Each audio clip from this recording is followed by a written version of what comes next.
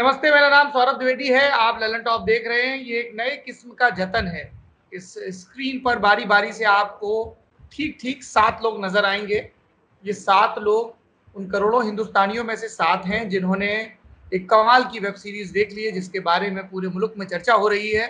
Web series जिसका नाम है पाताल लोक।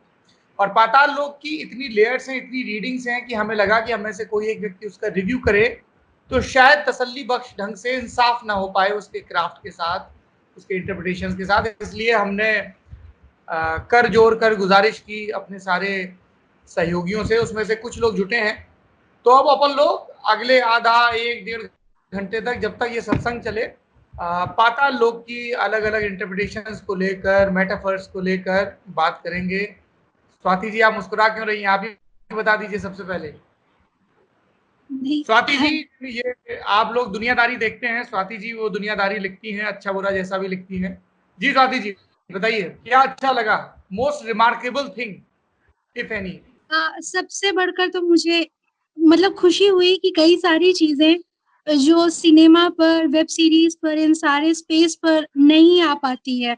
मतलब हम बहुत ज्यादा पॉलिटिकल करेक्ट होने के चक्कर में, या हम पॉलिटिक्स में नहीं घुसना चाहते हैं। खबरों की जो आसपास हो रहा है हमारे, उनको इतने अच्छे तरीके से कई बार बिना कहे, मतलब बहुत छोटे से रेफरेंस में भी इतना उसको लेकर आना, ये एक तो हिम्मत की भी बात है। जैसे और ये रिस्क, एनेक्डोट।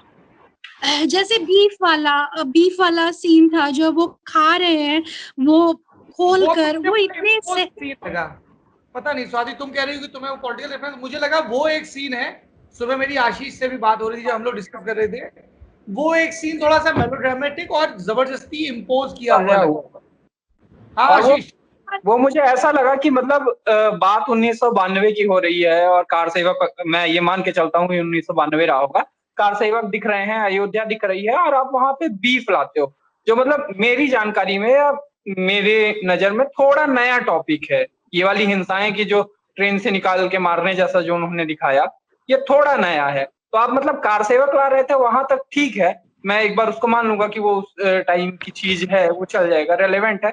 लेकिन मुझे लगा ऐसा इन्होंने एक कीवर्ड कवर किया है इसके बहाने। हाँ, लेकिन इसमें मेरी सुदीप से बात भी हुई। सुदीप इस शो के प्रेजेंटर हैं, राइटर हैं, कमाल की NH10 भी उन्होंने लिखी हुई है और भी कई फिल्में। तो सुदीप यही बोले कि क्योंकि लिखा ओवरऑल बहुत अच्छा है ना। हम एक ये पर्टिकुलर सीन पा पाए जो बहुत मेलोड्रामेटिक लग रहा है। तो सुदीप ने भी कहा कि बहुत कुछ भरा हुआ था, इसलिए मतलब मुझे तो लगा कि हमारे इर्द गिर्द जितने भी स्टीरियोटाइप्स हैं जेंडर को लेकर, LGBTQ वाले स्टीरियोटाइप्स हैं, नॉर्थ ईस्ट के लोगों को लेकर स्टीरियोटाइप्स हैं, तो वो जो चीनी का कैरेक्टर है, मतलब उसका नाम ही है ना। और मुस्लिम्स को लेकर, कश्मीरी को लेकर, जाटों को लेकर, आदमी को लेकर, औरत को लेकर, वो सारे एक एक करके उन्होंने कवर किए हैं। दलितों का और जट सिखों का जो संघर्ष है पंजाब का। सर मुझे इसमें सबसे ज्यादा अच्छी लगी डिटेलिंग जो है ना। इसमें कई सारे ऐसे फ्रेम्स हैं जो ब्लिंक करने पे आप मिस कर जाओगे, पर उनमें भी डिटेलिंग है। मैं एक पर्टिकुलर सीन आपको बता रहा हूँ। न्यूज रूम की मीटिंग चल रही है, मेहरा साहब मीटिंग ले रहे हैं। व्हाइट बोर्ड जो पीछे है उस पर कुछ लिखा है, आपको अस्पष्ट सा दिखता है, हट जाता है। आप उसको सिर्फ नोट करते हो कि कुछ लिखा है, पर आप अगर उसको पॉज करोगे और उसको जूम करके देखोगे तो उस बोर्ड पे लिखे होती जो जो चीजें जो किसी भी न्यूज रूम में बहुत कॉमन है। उस बोर्ड पे लिखा होता है recent mob lynching. News topics वो लोग डिस्कस कर रहे हैं, उसमें लिखा है रिसेंट मॉब लिंचिंग। दूसरे नंबर पे है यूएस ईरान टेंशन। तीसरे पे लिखा है मराठवाड़ा ड्रॉट्स। फोर्थ पे है फार्मर सुसाइड। पांचवा वो लिखता है कि new caste equations for the UP elections. और फिर वो आखिर वाला जब ताने में उससे पूछता है कि इंटर्न से लेंगे, तो वो फेक न्यूज उसको लिखना पड़ता है। तो ये इतना फैला हुआ जो काम है वो किसी एक न्यूज रूम का संपादक ही करता है। हम अपने पर्सनल एक्सपीरियंस से बता रहे हैं, जब ऐसी मीटिंग होती है और हमारा संपादक जब आइडिया पूछता है तो यही कुछ होता है। और उसमें मुझे एक चीज और अच्छी लगी, फेक न्यूज उन्होंने पूरा कैपिटल में लिखा था। हाँ, और वो एक्चुअली उसके फ्रस्ट्रेशन से था, वो उसको लिखना नहीं था, पर वो आइडिया आया फिर भी, और वो आइडिया ऐसा था कि नहीं जोड़ सकते थे ना, तो उसको लिखना था, तो वो कैप्स में लिख देता है। मैंने उसको एक अलग अर्थ में ये लिया कि आप व्हाट्सएप फॉरवर्ड जो पढ़ते हो और जो उस पे जब खबरें आती हैं, खबरें बना के, वो भी कई बार ऐसे जैसे न्यूज रूम में हम फॉलो करते हैं या फिर अंग्रेजी के न्यूज रूम में फॉलो करते हैं, उस तरीके से नहीं लिखी होती, सब कुछ कैपिटल में लिखा है। जी जी। और इसी अगर एक पर्टिकुलर सीन की बात करें तो इसकी कई रीडिंग्स हैं। जैसे उसमें जब वो इंटर्न को जिस तरह से बात करता है, हाँ भाई तुम बताओ क्या चल रहा है, इंटर्न इज स्लाइटली क्लूलेस, तो फिर वही स्टीरियोटाइप जो कि थोड़ा बता दो टिंडर पे प्रोफाइल बनाने के 10 तरीके। टिंडर पे मतलब प्रोफाइल जो में नौजवान है और वो इंटर्न है, वो आया है तो वो टिंडर के 10 तरीके ही बताएगा, उसकी लाइफ में और कुछ है नहीं ऐड करने को। एक जैसे इसने डिटेलिंग की बात की, जब मानिकपुर थाने का ओपनिंग सीन दिखाते हैं तो वो दरवाजे के ऊपर कुछ पोत रहा है, वो देखना दोबारा से सीन तुम लोग, डिटेलिंग तो बहुत कमाल की है। जी जी। संवाद भी बहुत इसके बड़े कमाल के हैं। क्या कमाल के हैं? संवाद डायलॉग्स बड़े कमाल के हैं, कुछ कुछ इतने रॉ है कि आप मतलब फिर से सुनते हो उसको थोड़ा 10 सेकंड 20 सेकंड पीछे जाके। जैसे चित्रकूट का एसएचओ कहता है उससे कि ये तो साले रक्त के बीज हैं, प्रभु रामचंद्र इनको नहीं सुधार पाए, एसएचओ राम अवतार क्या खाक सुधारेगा। तो वो एकदम हिट करता है। वो डायलॉग एपिक डायलॉग था। और कौन कौन से डायलॉग जमे?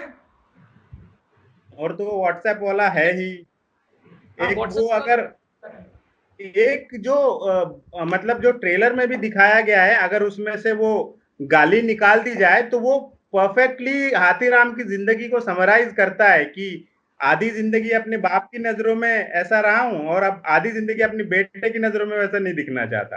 तो मतलब वो कट टू कट है, हाफ लाइफ इधर हाफ लाइफ उधर, और वो बहुत एकदम से हिट करता है कि यार सही है, इस आदमी के जीवन में यही संघर्ष है। उसमें एक्चुअली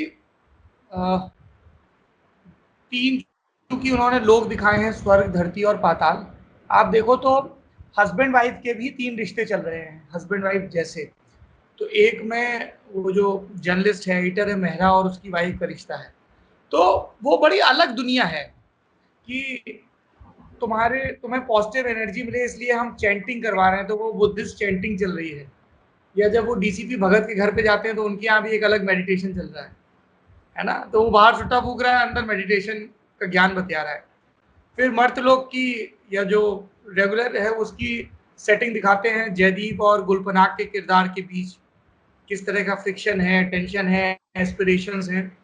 और फिर चीनी और उसके दोस्त का जो किरदार दिखाते हैं कि पाताल लोक में भी प्रेम पनपता है तो उसकी कितनी सिमतें होती हैं, और वो प्रेम सबसे कम जजमेंटल है। तो बिल्कुल जिस दुनिया को कीड़े मकोड़ों की दुनिया कहा कि वो बिल्कुल आखिरी में भी जब गाली भी बक रहा होता है और वो उसके बाद जो संवाद होता है या निजामुद्दीन के परिवेश के इर्द गिर्द भी जो होता है, वो बड़ी कमाल की चीज है। और क्या है अभिषेक बाबू, और कौन कौन है? स्वाति तो शांति होगी, दर्पण की नहीं बोल रहे अभी तक। हाँ, तो ये कह देना चाहिए कि हमारे इस वीडियो में ढेर सारे स्पॉइलर हैं।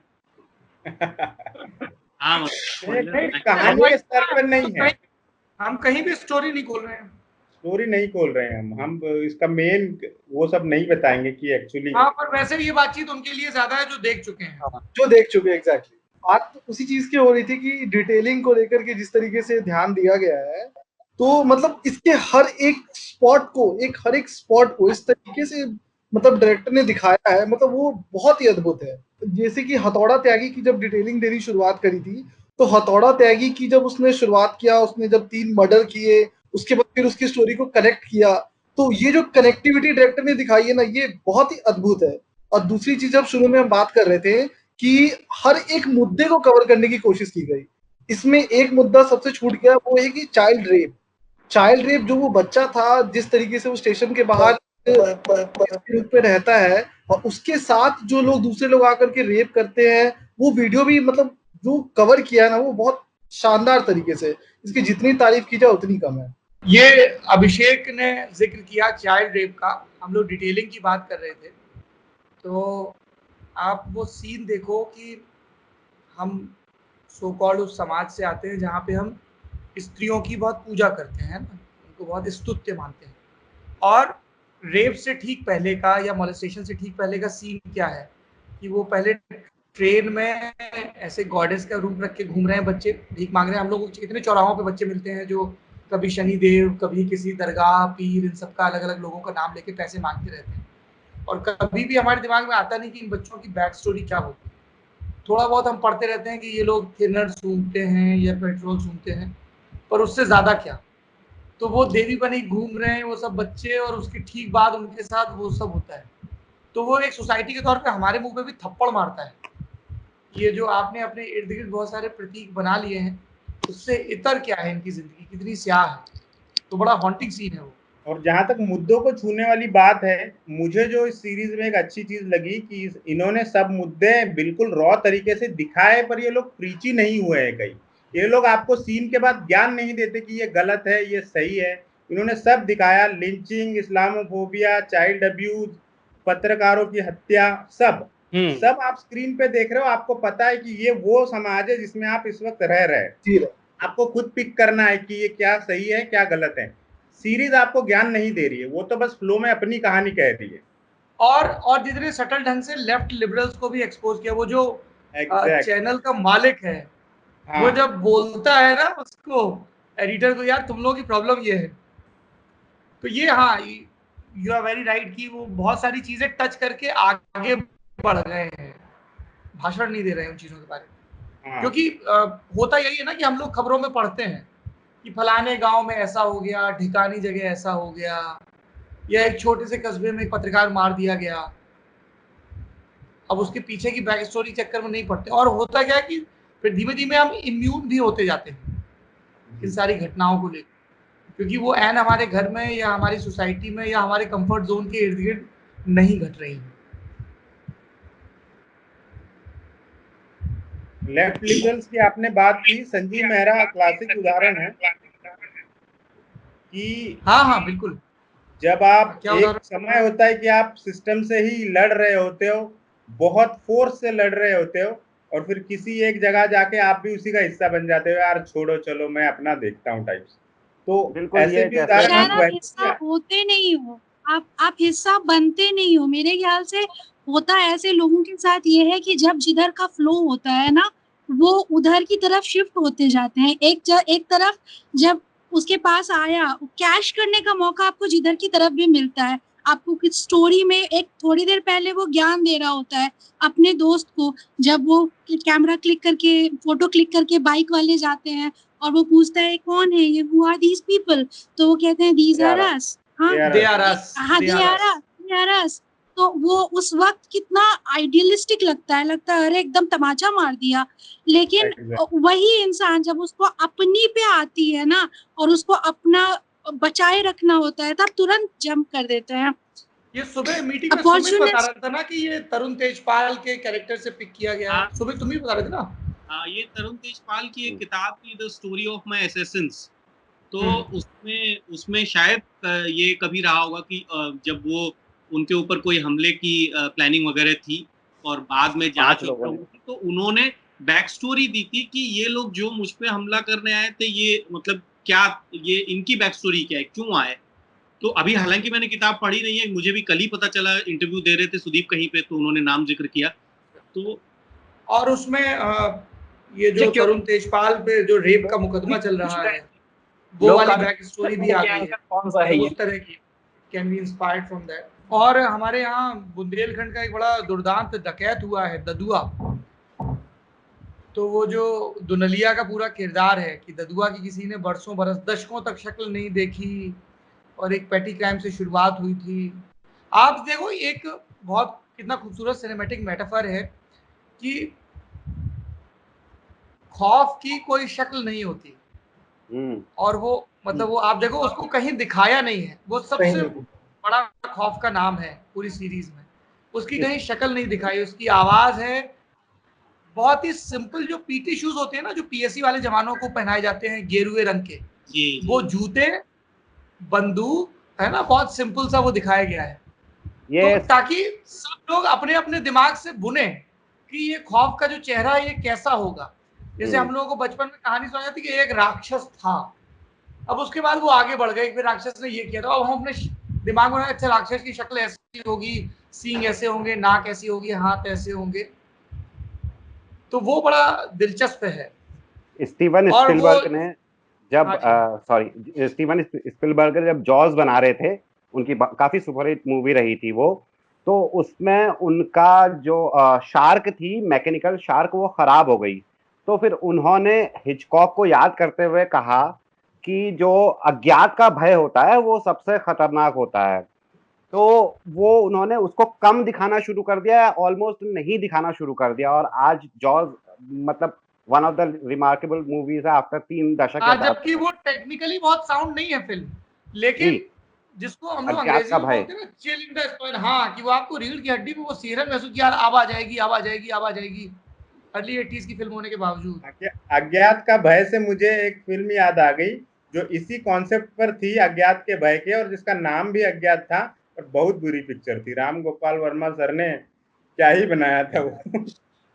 राम गोपाल वर्मा ने तो वैसे भी सत्या, कौन, शिवा, पहली शिवा, सत्या, कौन और सरकार, कोई इस चार में आप पांचवी जोड़ सकते हैं क्या राम गोपाल वर्मा की फिल्म? और मुझे कई बार डाउट होता है, मुझे आशुतोष रंगीला, गोवारिकर पे रंगीला हाँ 5 फिल्में।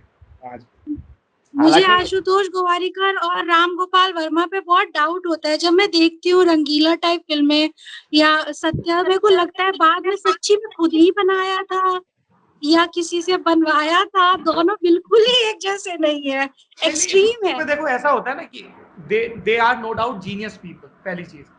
दूसरी चीज ये है ना कि जब आप, जैसे सत्या में उन्होंने सौरभ शुक्ला और अनुराग कश्यप पे भरोसा जताया एज अ राइटर, पर वो बोलते हैं ना कि आप कितने भी माहिर कैप्टन हो, but at the end of the day you need a good team to win the tournament या टू रूल द डेकेड, है ना।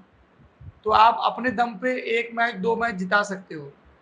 तो रामू के साथ वो समस्या होगी, लेकिन आपके भीतर का जीनियस, जैसे वो होता है ना कि हम लोग किसी फिल्म में देखते हैं बड़ा एक स्टीरियोटाइप सा कि एक बड़ा विद्वान शराबी हो, तो वो नशे में 10-50 उटपटांग बातें करो, लेकिन उसके बीच में एक काम की बात बोल दे। तो वैसे ही रामू की आप घटिया से घटिया फिल्म देखोगे ना, उसमें भी कहीं आपको कैमरा वर्क या कहीं कहीं थोड़ा सा ब्रिलियंस तो दिख ही जाएगा।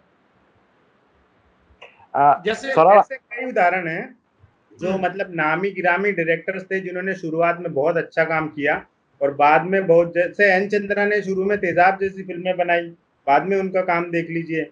या नया उदाहरण ले लीजिए, वो कौन है क्वीन वाला, विक्की बैल, व्हाट इज हिज नेम, उन्होंने बाद में विकास बैल, सॉरी, हाँ, उन्होंने शानदार, मुझे प्यार से विक्की बुलाते हो।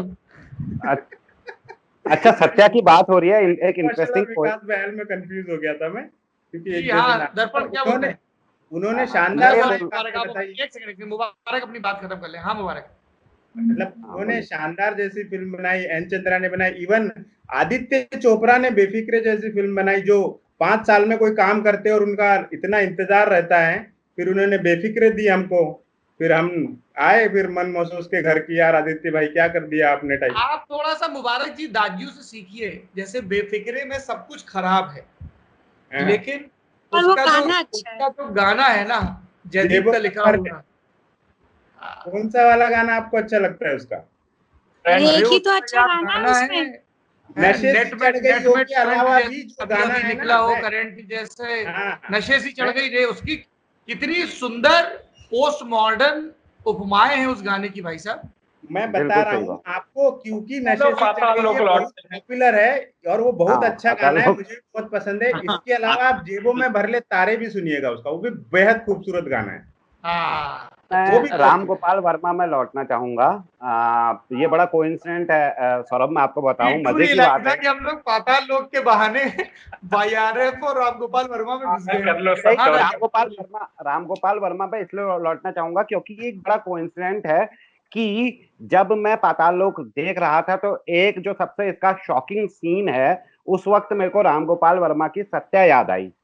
सत्या में एक सीन है जहां पे चुटकुला का दौर चल रहा है, और चुटकुलों के दौर के बाद जैसे ही उसका पटाक्षेप होता है, तो उसके बाद गोलियां चलना शुरू होती है। तो क्या होता है कि जब इमोशन के गियर बदलते हैं सौरभ, तो उसमें क्या होता है कि मतलब और ज्यादा शॉकिंग लगता है, उसमें और ज्यादा आपको रोना या हंसना और ज्यादा आता है। तो वही यहाँ पे भी होता है, 3 एपिसोड तक ऑलमोस्ट कुछ नहीं हो रहा होता है, स्टोरी चल रही होती है, इंटरेस्टिंग होता है, लेकिन फिर जो शॉकिंग इफेक्ट आता है वो एक चुटकुले के बाद आता है, इस तरीके से। तो उस वक्त सत्या मुझे कौन से पर्टिकुलर सीन की बात कर रहे हैं आप? पाताल लोक के सत्या के, तीनों दोस्त नहीं, सत्या के नहीं, मैं पाताल लोक की बात कर रहा हूँ। जो मर्डर जब करता वो है। तीनों दोस्त जा रहे होते हैं और राजू गया और उसकी लेग पीस दिया उसकी बहन ने, फिर अगले दिन अच्छा वो वाला, हाँ हाँ हाँ हाँ वो ठीक है। काफी देर जैसे बाद आता है, episode। वो पहला विभत्स सीन है उसका, जो कि 3 एपिसोड मेरे ख्याल से तीसरे एपिसोड में आता है, तीसरे एपिसोड में तीसरे एपिसोड का पहला सीन है वो। और वहां से जो गियर बदलता है या जो चीजें बदलती है, आप देखेंगे कि कई चीजें जो हम, कई इमोशन जो हम अन्यथा पचा ले जाते हैं, अगर वही किसी स्टैंड अप कॉमेडी में लास्ट में ज्ञान की तरह आते हैं तो आपके आंखें नम कर जाते हैं। क्यों? क्योंकि आपका जो इमोशंस होते हैं वो बड़ी तेजी से चेंज होते हैं। तो यहाँ पे भी वही हुआ था, वो काफी इफेक्ट था, शॉकिंग वाला जो इफेक्ट था। मुझे नहीं पता कि आप में से जैसे आशीष और स्वाति का तो मुझे पता है, बाकी लोगों का नहीं पता कि आप लोग कितने पेट लवर्स हैं। मतलब मेरा तो बख्तावर है और झुमरी है। तो इसमें कुत्ते के मेटाफर का जिस तरह से इस्तेमाल किया गया, उसकी कई रीडिंग हो सकती है। एक है कि एक बड़ी मशहूर नज़्म भी है कुत्तों पे, आवारा कुत्तों पे। एक तो ये है कि ये हमारी ज़िंदगी में जो लोग पता नहीं किन घरों से आकर दाखिल होते हैं, हमारे घर में झाड़ू पोछा करके चले जाते हैं, खाना बना के चले जाते हैं, हमारी गाड़ियाँ साफ करके चले जाते हैं, सुबह सवेरे हमारे दरवाजे पर दूध रख के चले जाते हैं, अखबार डालकर चले जाते हैं। ये कहाँ चले जाते हैं? लॉकडाउन के दौर में हमें नए सिरे से समझ आ रहा है ना? ये कहाँ जाते हैं, कहाँ रहते हैं, वहाँ क्या सोशल डिस्टेंसिंग है, क्या हाइजीन है, इनके कंसर्न क्या है? तो एक तो जो कुत्ते का मेटाफर है, इसमें एक सीन आता है जिसमें वो मेहरा का जो किरदार है वो अपनी पत्नी से कहता है उस बिच के कंटेक्स्ट में कि ये तो स्ट्रे डॉग है, इसको हमारी ज़रूरत नहीं। और उसकी बीवी पलट कर कहती है, इसे हमारी ज़रूरत नहीं है, लेकिन मुझे इसकी ज़रूरत है ना? तो जो बहुत सारा मिडिल क्लास है और अपर क्लास है, वो कभी नोटिस नहीं लेता है इन लोगों को। हम में से ज़्यादातर लोग अभी भी वो एक सुबह के अखबार में चाय को फीका करने वाली तस्वीर है कि अच्छा बेचारे मजदूरों को जाना पड़ रहा है ना? मतलब ऐसा हुआ जैसे पहली दफ़ा उनकी हार्डशिप्स अपने बहुत ही नंगे अवतार में हमारे ठीक सामने खड़ी हो गई और हम नज़र बचा के आगे नहीं बढ़ पा रहे हैं। जैसे बहुत सारे गंदे नालों के किनारे से उन उन नालों पे बनी बस्तियों को अनदेखा करके हम मुँह पे रुमाल रख के आगे बढ़ जाते हैं। तो एक तो डॉग का मेटाफर इन्होंने वैसे यूज़ किया है। दूसरा, if you read Indian mythology तो काल भैरव की जो सवारी है, वो कुत्ता है ना? और त्यागी को वो बाकायदा साक्षात काल की तरह दिखाया गया है, या उसके पहले और भी जो गैंगस्टर्स हैं उन सबको दिखाया गया है, जो बार-बार वो वाला रेफरेंस आता है। और तीसरा जो ऑब्वियस है, जो एक चैप्टर का नाम भी है और युधिष्ठिर की मशहूर कहानी है, तो कुत्ते का मेटाफर शुरू से लेके आखिरी तक है और बिल्कुल आखिरी में जाके वो खुलता है कि यदि आप में जो प्रहलाद टिपानिया का पूरा भजन चलता है कि यदि आपको प्रेम है तो वो सबसे ही होगा, है ना? तो फिर ऐसा भी नहीं कि आप स्ट्रे डॉग को लात मार दो। वो जयदीप का किरदार जो आइसक्रीम खाते-खाते फेंक देता है, तो वो डॉग का मेटाफर बहुत अच्छा दिखाया गया। वो मैं मतलब मुझे तो पूरी सीरीज में मतलब इतना कुछ है पसंद करने के लिए, पर ये कुत्ते वाली जो बात थी मुझे नहीं लगता। मतलब एक तो होती है जानवरों की फिल्म, है ना? तो वो आप देखते हैं, आपको प्यार होता है, अच्छा ऐसे उसकी स्टोरी चल रही है। पर इंसानों की फिल्म में जिसका किरदार इतने सारे एक से एक क्रूर हैं, उसमें वो जो कुत्ते का मेटाफर है, वो आपको सोचने पे मजबूर करता है कि हथौड़ा जैसे किरदार हो या उस तरह के लोग वो सच में ही उतने बुरे हैं नहीं है। आप एक पॉइंट पर मतलब जब आप उनका इतना सॉफ्ट वो देखते हो तो आपको ये समझ आता है ना कि कोई भी चीज ना पूरी अच्छी या पूरी तरीके से पूरी ब्लैक और पूरी व्हाइट नहीं होती। तो मुझे सर आप बताइए, आपकी बात हुई होगी सुदीप से, मुझे नहीं लगता कि कोई इंसान जो कुत्तों से बहुत प्यार न करे वो ऐसी कोई स्टोरी लिख सकता है। जब भी हम कोई महाकाव्य देखते हैं, कोई भी एपिक स्टोरी, तो अगर जैसे आप महाभारत की स्टोरी को कर्ण के पॉइंट ऑफ व्यू से देखो तो आपको कर्ण जस्टिफाइड लगेगा, दुर्योधन के पॉइंट ऑफ व्यू से देखो तो वो जस्टिफाइड लगेगा। तो ये राइटर की बड़ी खूबी होती है कि वो हर कैरेक्टर की बैक स्टोरी दिखा के, भाई कोई पैदा बुरा नहीं होता है ना? तो तोप सिंह की एक स्टोरी दिखा दी, कबीर अहम की एक स्टोरी दिखा दी, विशाल त्यागी की एक स्टोरी दिखा दी, लेकिन वो आखिरी में ग्लोरीफाई भी नहीं करते हैं, है ना? वो आप देखो, बिल्कुल ओपनिंग एक सीन है जिसमें पैर के नीचे कॉकरोच आता है, बिल्कुल ओपनिंग सीन है। और बिल्कुल आखिरी में जैसे तब फर्श पे खून बिखरता है, वैसे ही बिल्कुल आखिरी में खून बिखरता है उस सीबीआई वाले कंपाउंड के फर्श पे। तो जो सर्किल जब वो पूरा करते हैं तो सबकी जर्नी दिखा दी, थोड़ा सा आपके मन में उनके लिए एम्पैथी पैदा हो गई, लेकिन उसके बाद वो किसी को हीरो या विलेन नहीं बनाते हैं। और ये एक और बड़ी खूबी है इस पूरी सीरीज की कि सर मैं ग्रे वाले शेड खूब है। मतलब वही जर्नलिस्ट लड़की ये भी बोलती है कि तुम मुझे जज मत करना, मैं तुम्हें जज नहीं करूंगी, लेकिन वही जर्नलिस्ट लड़की आखिरी में एक स्टेप उठाती है अपने कॉन्शियस के लिए। तो सबके सारे रंग दिखा दिए गए हैं। सर मैं इसी हाँ, बात पे हाँ सर इसी बात पे मैं कुत्तों की तरफ एक बार फिर से लौटना चाहूंगा। मेरी एक फ्रेंड है, शाम में उससे बात हो रही थी इसी पाताल लोक को लेकर के और फिर कुत्तों को लेकर के। मतलब जैसे भी लॉकडाउन चल रहा है तो लॉकडाउन में लोग खुद के बारे में सोच रहे हैं, जो मजदूर जा रहे हैं उनके बारे में सोच रहे हैं, लेकिन कुत्तों के बारे में नहीं सोच रहे हैं। कुत्ते उनका खाने का मेन सोर्स जो है वो मैक्सिमम रेस्टोरेंट होता था, जो रेस्टोरेंट में खाना वेस्ट होते थे तो वो कुत्ते वहां से खाते थे, लेकिन लॉकडाउन में उन्हें खाने की बड़ी दिक्कत हो गई। तो मेरी जो फ्रेंड है वो तकरीबन रोज 40 से 50 कुत्तों को खाना खिलाती है। तो शाम में मेरी उससे बात हो रही थी, उसने मुझे ये बोला कि अभिषेक आज की तारीख में लोग इस तरीके से बेवकूफ होते चल जा रहे हैं कि मैं अगर रात में जाती हूँ खाना खिलाने के लिए तो लोगों को ये लगता है कि मैं कुत्तों से कोरोना है ना वो चारों तरफ फैला दूंगी, तो वो मुझे खाना खिलाने से रोकते हैं। तो ये लोगों की मेंटालिटी है कि उन्हें मजदूर दिखाई देते हैं, उन्हें वो कुत्ते वो निर्जीव जीव नहीं दिखाई दे रहे हैं जो वो भूखे हैं, उन्हें हमारी जरूरत है। और जब मैं उसकी मदद कर रही हूँ तो वो मुझे टोके, वो मुझे डांट रहे हैं, वो कह रहे कि मैं पुलिस को फोन कर दूंगी, तो कोरोना फैला रहे हो ऐसा ऐसा करके। तो वो बहुत परेशान हूँ इस चीज को लेकर के। तो वही मैंने उसे वही वो प्रहलाद टिपानिया वाला भजन वहीं पे दाखिल होता है ना, जब वो हंसा कह के, और वो जो एक साइड किक है जो दुनाली का, वो जब एक्सप्लेन कर रहा होता है भजन गाड़ी चलाते हुए, जिसमें जयदीप बैठा हुआ है उस गाड़ी में, तो वही डाइकॉटमी है कि वो करुणा की बात कर रहा है और एक को मार के आया है, दूसरे को मारने जा रहा है। एग्जैक्टली बहुत इंटरेस्टिंग है। तुम आशीष सुबह बता रहे थे मीटिंग में कि कुछ इनके चैप्टर्स के नाम को लेके। हाँ, इनके चैप्टर्स के नाम मतलब शुरू के तो ठीक थे, नॉर्मल से ही लगे मुझे। जैसे वो था, मेरा ध्यान वहां से गया, स्लीपलेस इन सीलमपुर, वो टॉम हैंक्स की फिल्म से है, स्लीपलेस इन सियाटल से है, और अ हिस्ट्री ऑफ वायलेंस है, ये भी एक फिल्म से है। ऑफ फादर्स एंड सन्स हो गया, द पास्ट इज प्रोलॉग उससे आया है, अपने शेक्सपियर की लाइन से आया है।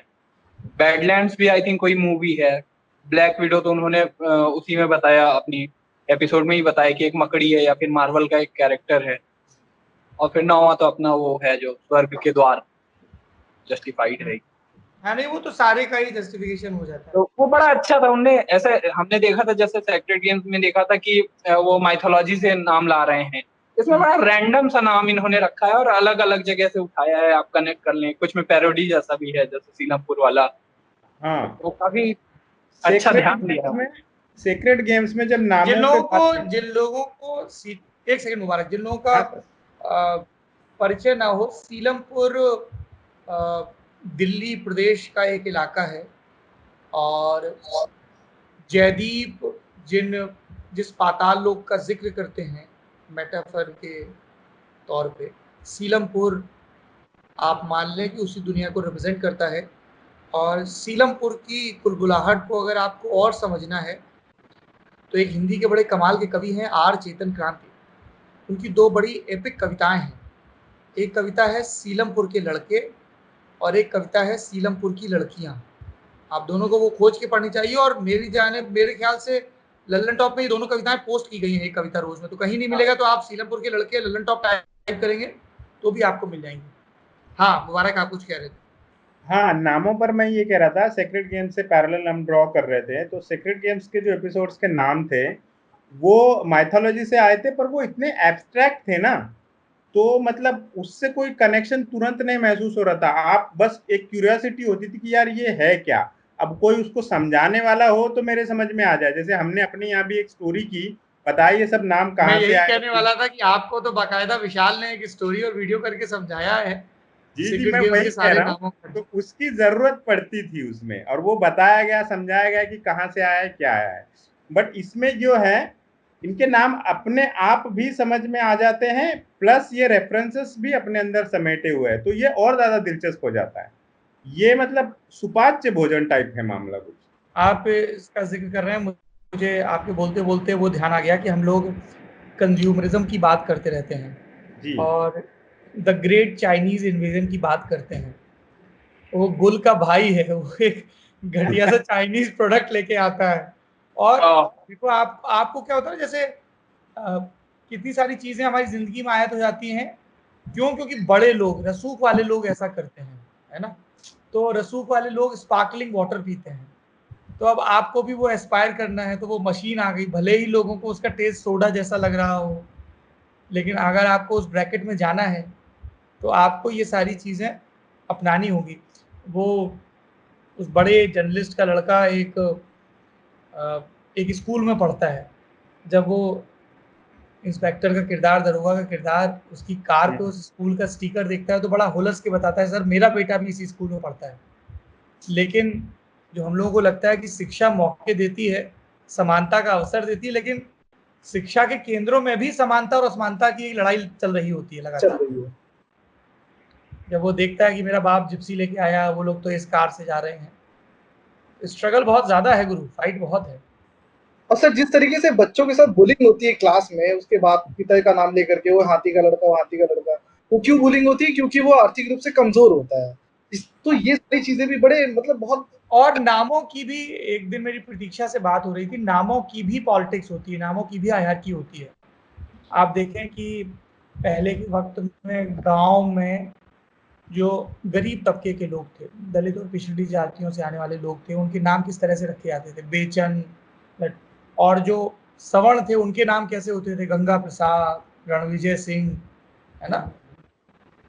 तो उनके बच्चों के भी नाम भी बड़े होते थे। तो ये भी एक किस्म का बड़ा साइलेंट रिवोल्यूशन है कि अब कोई गरीब, पीड़ित या वंचित तबके से आता है, लेकिन वो अपने बच्चों के नाम वो भी अब अच्छे रखेगा। ये बड़ी उनकी महत्वपूर्ण चीज़ है ये चीज़। तो ये जो मतलब अगर उसके पिता का नाम हाथीराम के कुछ और होता तब भी शायद शोषण होता, लेकिन नाम भी वो एक जरिया बन गया इसको प्रताड़ित करने का।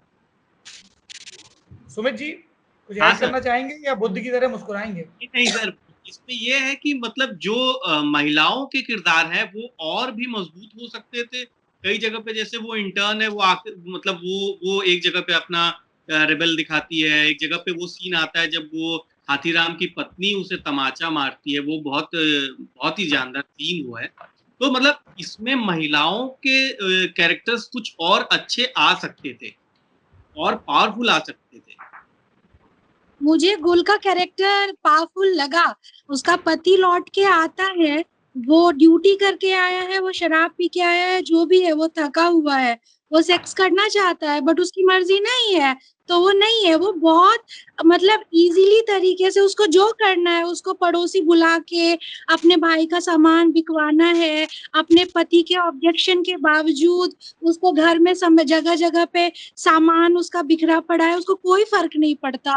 वो सुमित, कभी आप फिर जो चीज कह रहे हैं ना कि पावरफुल किरदार, मतलब वो फिर थोड़ा सा हो सकता है इम्पोज्ड भी लगता है। जैसे वो सीबीआई की ऑफिसर है, तो वो रिप्रेजेंट कर रही है एक पावर सेंटर को। उस न्यूज़ रूम में बहुत सारी लड़कियां नजर आती हैं। इनफैक्ट जब वो मेहरा की जगह दूसरा प्राइम टाइम में आता है तो वो लड़की ही आती है। या सारा का किरदार है, वो स्ट्रॉन्ग किरदार है। और बाकी गांव देहात की बात है तो गांव देहात में तो हमें बहुत रेयर ही दिखता है ना कि इवन चंदा भी बड़ी मुखर दिखाई है। चंदा का जो कैरेक्टर छोटा सा है, चंदा है, चीनी है उसका कैरेक्टर। और वाजपेयी जी जिस पार्टी के नाम पर दलितों की पॉलिटिक्स करते हैं, उस पार्टी की मुखिया भी एक महिला है। मतलब उनको दिखाया नहीं गया है, उनके नाम का जिक्र आता है, जीजी करके जो है।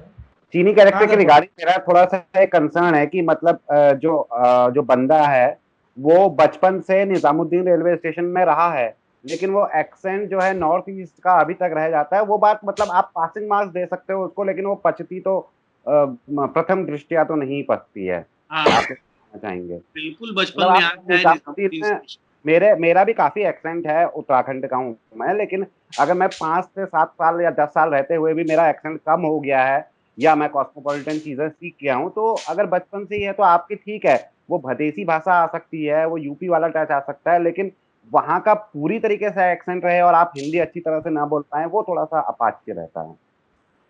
दर्पण, लेकिन ये भी तो हो सकता है ना कि अगर आपको एक इलाके का रिप्रेजेंटेशन दिखाना है, आपकी कहानी में उसकी जगह वहां तय हुई है, ठीक है, नहीं तो नहीं आप उसका स्वाति, वही। तुम जो कह रही हो वो ठीक है, लेकिन दर्पण का पॉइंट बहुत टेक्निकल पॉइंट है, वैलिड पॉइंट है कि अगर आप निजामुद्दीन में पले बड़े हो उन लड़कों के बीच, तो आपका जो लहजा है वो वैसा नहीं हो सकता। मतलब वो बड़ी स्वाभाविक चीज है भी डिफर करता है भाई। कई साउथ एक्सपोजर इंडियन भी होगा ना। मैं अगर बचपन से केरला में हूं तो मैं केरला की तरह बोलूंगा, मतलब मलयालम की तरह बोलूंगा, अगर मैं बचपन में ही चला गया हूं तो। और जहां तक गुलपनाग के कैरेक्टर की बात है, एक बात मेरे से छूट रही थी, उसके इससे कुछ संवाद भी अच्छे आए हैं। जैसे कि वो एक बात कहती है अपने हस्बैंड से, वो कहती है कि हाँ तुम्हें बहुत प्यार है ना अपने लड़के से, हाथीराम कहता है, तो वो कहती है दोनों में से किसी एक को तो करना ही पड़ेगा ना।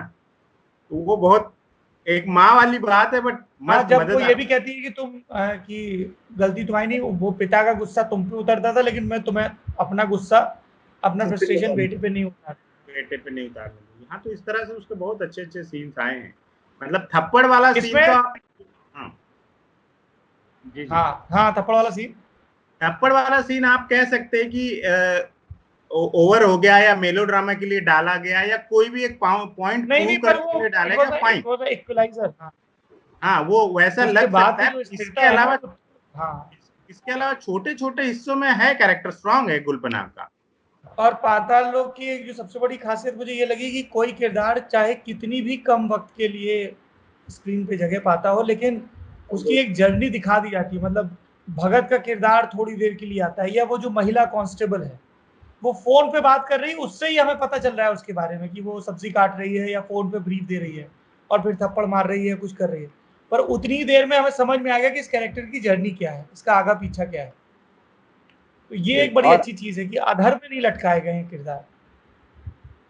सौरभ, आपने जो सर्किल क्लोज करने वाली बात कही थी, उससे 2 पॉइंट और मैं बिल्कुल अग्री भी कर रहा हूँ, और उससे 2 पॉइंट और भी याद आ रहे हैं। एक तो व्हाट्सएप वाला जो रिकॉल वैल्यू है, व्हाट्सएप वाला जो डायलॉग शुरू में आता है, वही चीज फिर से दोबारा आती है, वो भी एक सर्किल को क्लोज करती हुई लगती है। मतलब और साथ ही साथ वो बड़ा अच्छा डायलॉग लगा मुझे। मैं बताऊंगा किस तरीके से लगा। जब वो मतलब जब वो कहता है, कहाँ पे कहता है, स्पॉइलर होगा, कहता है पहले मैं आपके पास आने से डरता था, ऐसा था, लेकिन अब चाहे मेरी इतनी वाट लगी है, लेकिन अब मैं समझ गया हूँ आपको, या ऐसा कुछ था वो। मेरी ये गलतफहमी दूर हो गई, ये बोलता है वो। मेरी ये गलतफहमी दूर हो गई।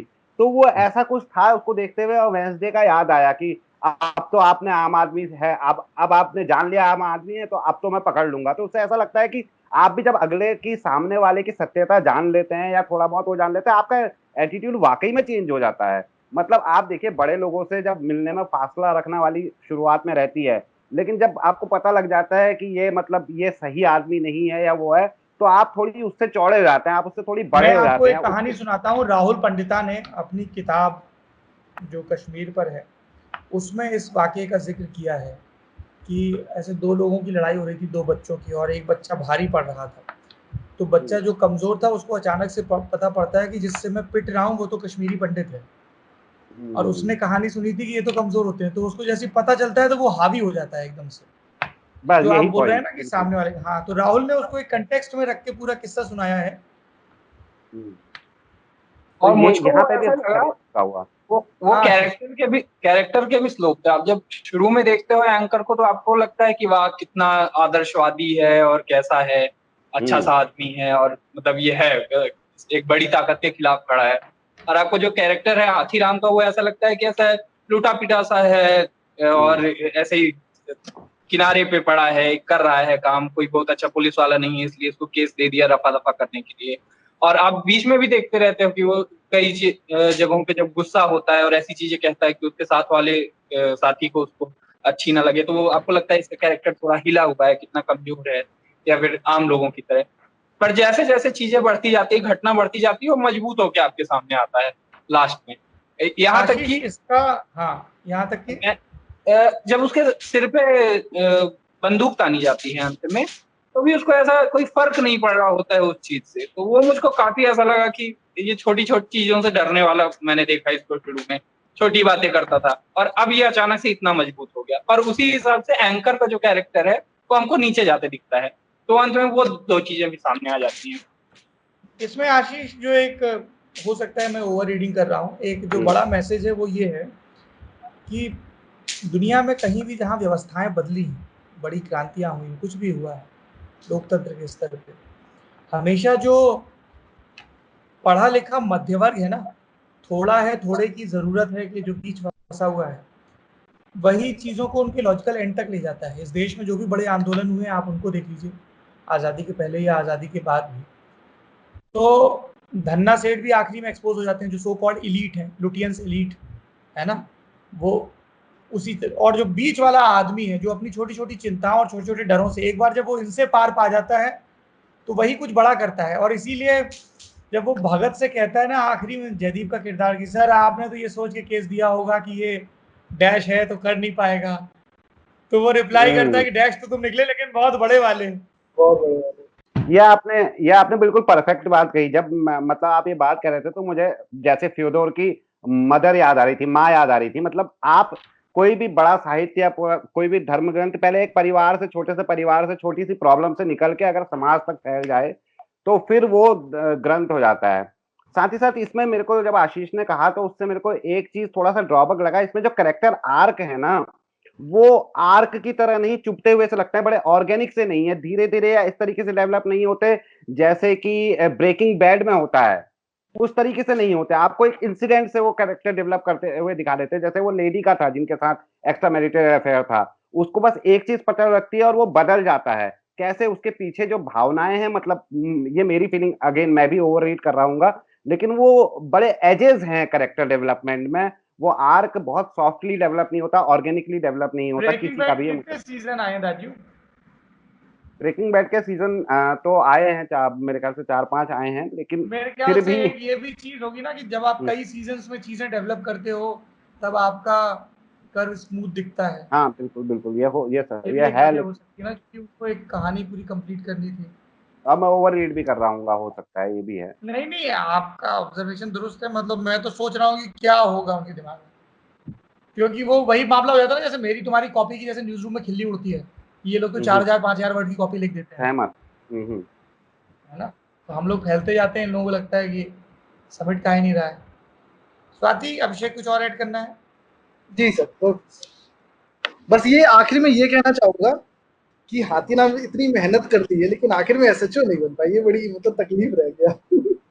तकलीफ नहीं है, यही सच्चाई है दोस्त, जिंदगी सच्चाई की है। यही मैं और मुबारक लंबे वक्त तक फिल्मों ने ये भ्रम दिया कि आखिरी में सब ठीक हो जाता है, लेकिन वो भगत आके समझाता है ना कि गुरु ये सिस्टम है, सिस्टम ऐसे ही चलता है, कल पुर्जे बदलते रहते हैं। और वो आखिरी इसीलिए तो नेता बहुत प्रॉमिसिंग लगते हैं, सत्ता में आने से पहले मंच पर बड़ी बड़ी शुचिता की, करप्शन दूर करने की बातें करते हैं, वो उन मठों के भीतर जाते ही गंगा जैसे उस रंग में रंग जाते हैं ना, क्योंकि वो सिस्टम का हिस्सा बन जाते हैं। अच्छा, मैं ये अभिषेक भी है तो मैं ये जानना चाहूंगा न्यूज रूम कितना आप लोगों को ओरिजिनल लगा होगा, क्योंकि हमने बहुत ज्यादा कनेक्ट किया, क्योंकि हम वो चीजें देखते हैं तो हमारा एक बायस भी है उसके लिए, जो कोई भी है। पर न्यूज रूम वो कितना, मतलब 6 बजे के प्रोड्यूसर को क्या इतना बड़ा ऑफिस मिलता है किसी न्यूज रूम में? नहीं नामुमकिन है। नहीं वो 6 बजे की जो प्रोड्यूसर है, एक तो तुम सब ससुरे, मतलब इसमें मैं भी शामिल हूँ, हम लोगों ने बहुत ही अंग्रेजीदार किस्म के न्यूज रूम में काम नहीं किया है। दूसरा, आप लोगों ने थोड़ा सा उसको मेरे ख्याल से मिसरीड कर लिया। वो 6 बजे वाली प्रोड्यूसर का पूरा ऑफिस नहीं है, वो कॉमन वर्क स्टेशन है, इसमें 2-3, इट्स लाइक कि हम लोगों के स्टूडियो में ललन टॉप वाले आप 3 लोग बैठ के काम करने लगो। ये ऐसा कहाँ होता है वैसे कि शराब पी के बोलते हैं कि पार्टी करो लेकिन अभी काम करना है? मैंने ये देखा नहीं है, पर सुना है बहुत सारे मैगजीन के दफ्तर में कि इस तरीके के मिड टाइम सेलिब्रेशन होते हैं, और कई सारे न्यूज रूम से भी ऐसे सुना है, तो उसमें यही बोलता है ना कि एक वो सेलिब्रेटरी शैंपेन खोली गई है कि हैव अ ड्रिंक, वो तो यकीनी है चीज, ऐसा तो होता है। स्वाति, अपन लोग संस्कारी तो बड़ा फर्क है। हमको भी तो जब प्राइज मिला था तो नहीं सर, भाषाई फर्क है ये, हिंदी मीडिया और अंग्रेजी मीडिया के बीच का फर्क है ये। अरे तुम उसको बोल के कह रही हो, हम इशारों में कह रहे थे। अच्छा हाँ। हाँ और हिंदी मीडिया और अंग्रेजी मीडिया का फर्क वहां पे भी पता चलता है, जब वो साफ साफ पता लगता है कि थोड़ा सा मजाक उड़ाते हुए या फिर अपना काम निकलवाते हुए हाँ, चित्रकूट हाँ, के हाँ, उससे लाइव में आ जाती है।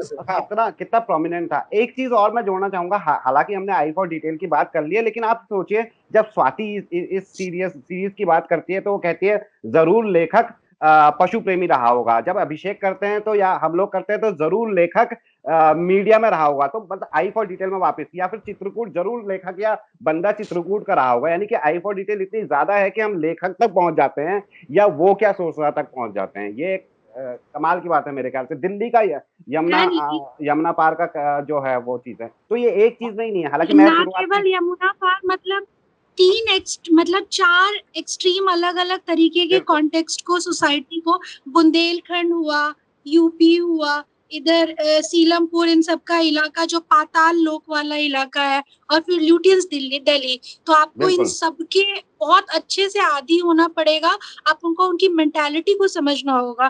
तो वैसे सर आपने पूछा था क्या सुदीप से क्या कि वो कुत्तों को प्यार करते हैं या नहीं? मेरी अभी सुदीप से विस्तार से बात होनी है, मैंने गजेंद्र से बोल रखा है। अभी तो सुदीप को, जयदीप वगैरह को, मैंने अभिषेक को, सबको कॉन्ग्रेचुलेटरी मैसेज किए थे, तो उसी पे थोड़ी बहुत बात हुई थी, पर एक डिटेल में बात करनी है इन लोगों से। हम जो सॉरी, अच्छा, हाँ मैं ये कह रहा था ना, हम जो स्टीरियोटाइप्स की बात कर रहे थे, एक दो चीजें फिर छूट जाएंगी। अंसारी का जो कैरेक्टर है और उसको मैं वही बोलने वाला था कि इकबाल अंसारी के कैरेक्टर पे हमने बात नहीं की।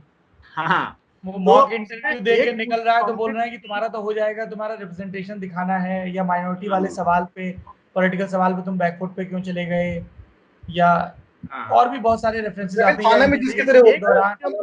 इंटरोगेशन के दौरान वो वर्ड यूज होता है। हाँ, मेरा एक फेवरेट सीन है, वो actually been there done that वाला मामला है मेरे साथ, कि वो जो सीबीआई वाली मैडम होती है उससे कहती है, वो बताया जाता है उसको कि लड़का जो है आईएएस पास किया है इसने, तो वो ऐसे थर्ड पर्सन में कम्युनिटी के बहुत आ रहे हैं। हाँ, आजकल इनकी कम्युनिटी के बहुत आ रहे हैं ना, अच्छा है इनकी छवि सुधरेगी वगैरह टाइप। तो वो बजाहिर तो वो तारीफ कर रही है, उसको लग रहा है कि मैं जो हूँ वही बात बोल रही हूँ जो अच्छी है, कही जानी चाहिए, और मैं इनकी तारीफ कर रही हूँ, पर वो कहीं और जाके हिट करती है। मतलब ये तरह के छोटे मोटे पॉइंट्स बड़े जानते हो मुबारक, मैं गलत समझे जाने की हद तक का रिस्क लेकर ये कहूंगा कि उस एक पर्टिकुलर डायलॉग की 2 रीडिंग है। जैसे मेरा ये बहुत ही, आप ये देखो कि पिछड़ों के पोस्टर बॉय हम ज्योतिबा फुले और सावित्री फुले को क्यों मानते हैं, या दलितों का पोस्टर बॉय हम एक आइकन डॉक्टर भीमराव अंबेडकर को क्यों मानते हैं? क्योंकि हर समाज को ऐसे लोग चाहिए होते हैं जो अपनी प्रतिभा के दम पर आगे बढ़े। तो उसकी, जैसे ये मुझे बहुत यकीनी तौर पे लगता है कि इस समाज के जो भी वल्नरेबल लोग हैं, वो अल्पसंख्यक हो सकते हैं, अलग अलग कम्युनिटीज से आने वाले, वो ट्राइबल हो सकते हैं, दलित हो सकते हैं, वो लड़कियां हो सकती हैं। मैं अभी 2 रोज पहले, जिस दिन मैं इनफैक्ट ये सीरीज देख रहा था, उस दिन मैं एक लड़की से बात कर रहा था जो कि न्यूरो साइंटिस्ट है और न्यूयॉर्क में है। तो वो चूंकि 12 घंटे का टाइम डिफरेंस है, तो मैं जब रात में देख रहा था तभी उससे बात होने लगी। And when I was trying to encourage, I said कि कौन जाने कि एक तुम्हारे जैसी साइंटिस्ट को देख के बहुत सारी लड़कियां जो हिंदी के स्कूलों में पढ़ रही हैं और जो ये शायद ख्वाब भी ना पाल पाएं कि एक दिन मैं साइंस पढ़ के यूएस में या यूरोप में या इंडिया में ही एक टॉप साइंटिस्ट बन सकती हूँ, पर अपने जैसे किसी को वो स्क्रीन पे देखेंगी, तुम वीडियो करोगी, तो हो सकता है उनके अंदर वो यकीन आ जाए। तो वो डबल लेयर है उसकी कि वाकई डबल लेयर भी है, काइंड ऑफ आइकन्स। और मेरी रीडिंग के साथ कुछ स्वानुभव भी जुड़ जाता है, क्योंकि मेरे कई सारे दोस्त, कई बार ऐसा लाइफ में हुआ है, जो एकदम प्यारे कन्वर्सेशन में और बहुत प्यार से और अच्छे इंटेंशन के साथ ही ये बोल देते हैं मुझे कि यार तुम तो मुसलमान लगते ही नहीं हो। अभी लगना क्या होता है अदरिंग का फील करा उनको भी नहीं पता होता है, उनको भी नहीं पता होता है कि वो क्या बोल रहे हैं। और मैं भी क्योंकि अब इतना समय बीत चुका है मुझे सब चीजें लाइटली लेते हुए, कि मैं भी अब उस स्तर पे चला गया हूं, तो मुझे भी कई बार नोटिस ही नहीं होता कि क्या किया गया है। पर अगर कोई थर्ड पर्सन दूर से देखेगा तो लगेगा कि कुछ कहा सुना ऐसा गया है जो कि ठीक नहीं है एक सही समाज स्टीरियोटाइप किया जा रहा है या अंसारी जो है अपना वो आइडेंटिटी साथ लेकर ही चलेगा। एक सीन है वहां पे पाताल लोक में ही जो इंटरोगेशन के वक्त का है, जो कबीर की सर्टिफिकेट मिलता है तो वो उसको बोल देता है कटवा और फिर झेप जाता है और पीछे देखता है ऐसे कि यार मैंने बोला तो ठीक ही है पर गलत वक्त पे बोला है। उसको ये डर नहीं है कि उसने गलत बोला है, उसको ये है कि बस मैंने गलत शख्स के सामने बोल दिया क्योंकि मेरा साथी पीछे ही खड़ा है, वो मुस्लिम है, मुझे यहां नहीं बोलना था। वो बोला जाना ठीक है, उसके लिए सीन गलत है उसके लिए जहां बोला गया। तो अंसारी को तो वो बैगेज हमेशा कैरी करना ही है, चाहे फिर वो सीबीआई अफसर उसकी तारीफ करते हुए कहे या फिर कोई उसको ताना देते हुए कहे, वो आइडेंटिटी तो उसके साथ रहेगी। तो ये है, और ये सीरीज ऐसी ही चीजों को बिना प्रीची हुए छूती है, उसने कहीं ज्ञान नहीं दिया है, मतलब एक्सप्रेशन भी नहीं दिखाया अंसारी का कि मैडम क्या बोल रही है या सर ने क्या बोल दिया, बट वो दर्शकों को ही समझ में आता है कि अरे यार ये हो गया है यहाँ पे इस सीन। ये बड़ी अच्छी बात है इस सीरीज। हालांकि उनका कैरेक्टर पॉजिटिव यही तो जिसको हम लोग बोलते हैं ना सटल ट्रीटमेंट कि सब बात कह दी बिना लाउड हुए। तो वो बारिंग फ्यू सीन्स ट्रेन वगैरह के या ऐसे एक दो सीन्स के अलावा सटल ट्रीटमेंट यही है कि बिना चीखे भी वो बात रजिस्टर कराई जा सकती है। एक चीज़ और हम लोग सबसे ज़्यादा अपने शरीर को लेके आसक्त होते हैं, हम अवस्थित भी उसी शरीर में हैं, और वो जो खौफ का पर्याय है जो किरदार, वो वफादारियाँ कैसे जांचता है। एकलव्य वाला रेफरेंस भी है, पर किसी से अंगूठा मांगता है, और जो दूसरे किरदार दिख रहे हैं पसमंजर में, किसी ने आंख दी है, किसी ने कुछ दिया है।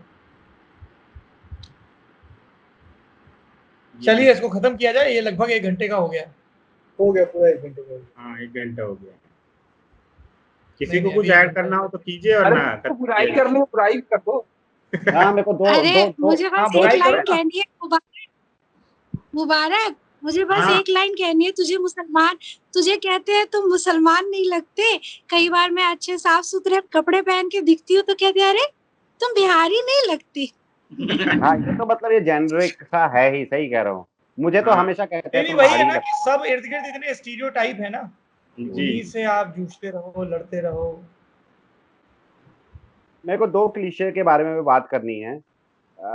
एक तो जो मतलब जासूस या पुलिस इंस्पेक्टर जो भी लीड होता है उसके परिवार का कॉन्फ्लिक्ट, चाहे वो इंग्लिश मूवी ट्रू लाइज कह लो या अभी फैमिली मैन आया था। हालांकि ये अच्छा है बुरा है मैं नहीं जानता हूँ, लेकिन ऐसा एक टेम्पलेट सा तो है ही एक चीज। और दूसरा साइड किक का, जैसे विदेशों में भी होता है कि मतलब एक नस्ली मतलब जो ब्लैक है उसको लिया जाएगा, पूरे समाज, पूरे ब्लैक वाले उसको समाज को रिप्रेजेंट करते हुए जो सब इंस्पेक्टर होगा वो ब्लैक होगा। वैसे ही इंडिया में भी है, या तो मुस्लिम होंगे या दलित होंगे, और या तो वो कुर्बान हो जाएगा या फिर वो मतलब उनको पॉजिटिव दिखाते हुए। तो ये कुछ क्लीशे जैसी चीजें हैं जो ऑब्वियसली होनी भी चाहिए क्योंकि ये अंततः एक वो है, लेकिन ये चीजें हैं, ये बस कहना। एक चीज और सर की जो संजीव मेहरा है वो अंग्रेजी का पत्रकार है, अंग्रेजी में बुलेटिन पढ़ता है, और वो मतलब चित्रकूट में जब वो वहां पे इंस्पेक्टर है, हाथीराम को अंग्रेजी समझ में नहीं आती, लेकिन वो उसको कहता है मैं आपकी 2 महीने से कहानियां सुन रहा हूँ। और चित्रकूट के छोटे से रेस्टोरेंट में जहाँ पे लोग मतलब खाने के लिए मतलब वो बिल्कुल छोटे से कस्बे का रेस्टोरेंट, वहां पे लोग इंग्लिश का वो लगा के बैठे हुए हैं, तो वो समझ में नहीं आता कि वो बैरे से इंग्लिश का लगा के नहीं बैठे होते, वो रिमोट चैनल करता है, चैनल चेंज करने, वो रिमोट लेकर चैनल चेंज करता है। फाइनल पॉजिटिव नोट में 2 चीजें कहना चाहूंगा। एक तो 6.25 घंटे के लगभग का वो है, 6.25 घंटे में कोई भी कितनी ही बड़ी टीम हो बीच में आलस आ जाता है। इसमें वो चीज कहीं पर भी ढूंढने से नहीं मिलती कि भाई आपको अगर कोई शहर दिखाना है तो आपने कलर टेम्पलेट चेंज कर दिया, नहीं, अंदर तक घुसा गया है। वो चीज एक है। दूसरा, इस वक्त इतना ज्यादा कंटेंट आ रहा, हम लॉकडाउन में, तो हमने खुद अपने जो बार हैं वो नीचे कर दिया। हमको लगता है हाँ ये कंटेंट अच्छा ही होगा, ये इसलिए देखा जाए ताकि हमारे वो बार रेज हो जाए।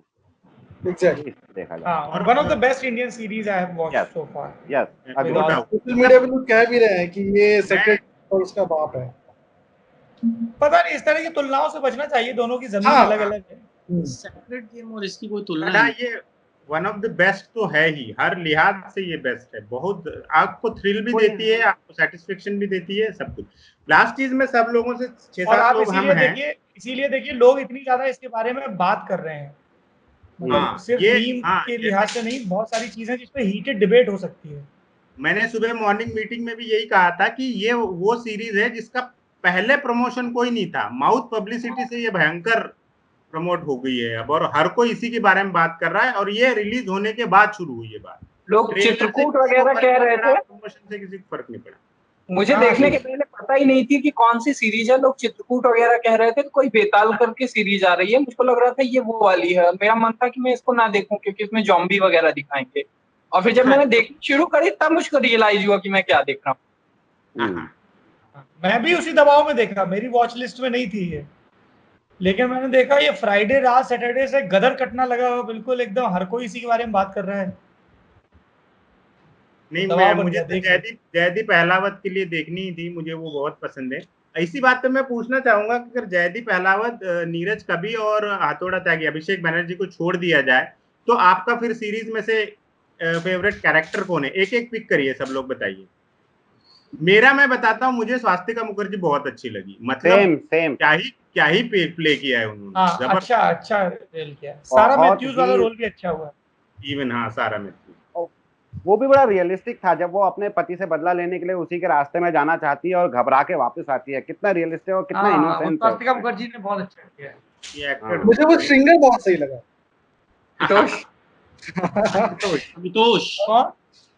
अमितोष बहुत बढ़िया। स्वाति आपको? हम लोग जब चुनाव में जाते हैं और हमें जिले के लोग मिलते हैं, पत्रकार, तो उसमें बहुत सारे अमितोष हमें मिलते हैं, और वो बहुत सारे अमितोष ये कहानियां भी सुनाते हैं कि दिल्ली से जो सो कॉल्ड सेलिब्रेटेड पत्रकार आते हैं वो किस तरह से व्यवहार करते हैं, और बाद में वापस जाते हैं तो पलट के फोन भी नहीं उठाते हैं। तो ये बड़ा कॉमन पैटर्न है कि दिल्ली से पत्रकार आएंगे तो वो जिले के पत्रकार उन्हें खूब भाव देंगे, नंबर एक्सचेंज होंगे, और दिल्ली के पत्रकार वापस आ गए तो फिर मैं कौन तू खाम खा वाला मामला। और वो कहता भी, अमितोष जब वो लेडी वो बात करती है उससे, त्यागी की खबर निकलवाती है, तो कहता भी है कि आपकी अंग्रेजी न्यूज एजेंसी में तो इंडिया की न्यूज रहती है, हिंदुस्तान की खबर कहाँ होती है मैडम, भारत की खबर कहाँ। वो थोड़ा अपना ईगो मसाज भी करते हैं। एक लेख छपा था, बड़ा इंटेलेक्चुअल सा था, उसमें एक है कि जो आपके नीचे होता है, जिनको आप दबा सकते हो, वो लोग आपको बड़े क्यूट, या वो चीजें आपको बड़ी क्यूट लगती हैं, या जो वल्नरेबल होती हैं वो चीज आपको क्यूट लग जाती हैं। ऐसा होता है, ऐसा कहते हैं, उनका सर्वे और साइकोलॉजी वगैरह थी। तो वो स्वास्तिका बनर्जी के केस में भी वही हुआ था, जैसे वो कुत्तों से प्रेम कर रही है और लगता है कि बहुत ही ज्यादा मतलब वल्नरेबल है, तो उसमें वो क्यूटनेस आ जाती है। हालांकि मतलब जो डिफाइन करना चाह रहे थे वो नहीं, पर शुरू में एनोइंग भी लगता है, शुरू में उसका किरदार एनोइंग भी लगता है कि वो फोन पे बोलता है ना कि for a change it can be about me, why is it always about your anxiety। हमारी रिकमेंडेशन है कि इट्स अ गुड वॉच, देखिए और उसके बाद इर्द गिर्द के लोगों से इसके बारे में बात करिए। Thank you.